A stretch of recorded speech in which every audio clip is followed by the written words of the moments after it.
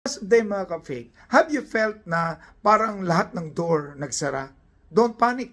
When God closes a door, may plano siya. That's even better. Sabi sa Revelation chapter 3 verse 8, see, I have placed before you an open door that no one can shut. That's how powerful God is. Kaya let's break it down with the word door. Una, D means delay is not denial. Kapag may pintuan na nagsara, hindi ibig sabihin tapos na, kundi may mas malaki pa si Lord na hinahanda.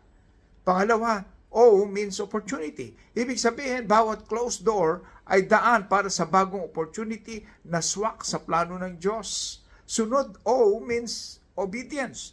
Kapag hindi mo maintindihan ang sitwasyon, sundin mo lang si Lord kasi ang obedience ang susi para mabuksan ang tamang door sa tamang oras.